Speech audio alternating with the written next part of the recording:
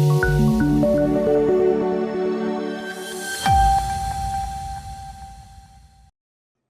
દર્શક મિત્રો, સમાચારની વાત કરવામાં આવે તો મહીસાગર જિલ્લા વહીવટીતંત્ર દ્વારા ચાંદીપુરા વાયરસ રોગનો ફેલાવો અટકાવવા માટે અગમચેતીના ભાગરૂપે કાચા મકાનોની સઘન સર્વેલન્સની કામગીરી હાથ ધરી છે।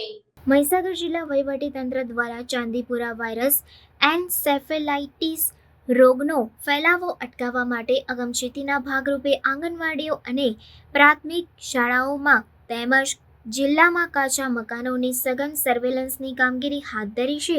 આ અંગે જિલ્લા વિકાસ અધિકારીએ હેલ્પલાઇન નંબર પણ જાહેર કર્યો છે। તેમજ હાઈગ્રેડ તાવ, ઉલટી, ઝાડા, માથાનો દુખાવો અને ખેંચ આવવી એવા લક્ષણો જણાય તો નજીકના પ્રાથમિક આરોગ્ય કેન્દ્રનો સંપર્ક કરવા જણાવ્યું છે।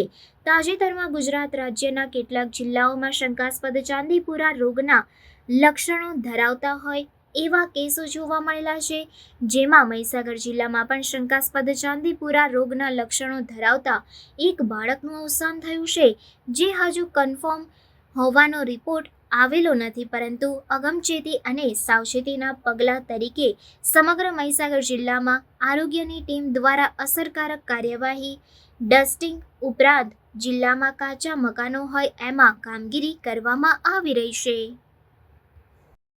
સમગ્ર જિલ્લામાં હેલ્થની ટીમ દ્વારા અસરકારક કાર્યવાહી, ડસ્ટિંગ અને આવા કાચા મકાનો છે એમાં કામગીરી કરવામાં આવી રહેલી છે। આ રોગમાં મુખ્ય લક્ષણોમાં 14 વર્ષ સુધીના બાળકોને તાવ આવવો, ખેંચ આવવી, ઝાડા, ઉલટી વગેરે લક્ષણો જોવા મળતા હોય છે। તો આવા કોઈ લક્ષણોવાળા બાળકો મળે તો તાત્કાલિક એ બાળકોને નજીકના પ્રાથમિક આરોગ્ય કેન્દ્ર ઉપર પહોંચાડવા માટે તમામ નાગરિકોને મારી અપીલ છે।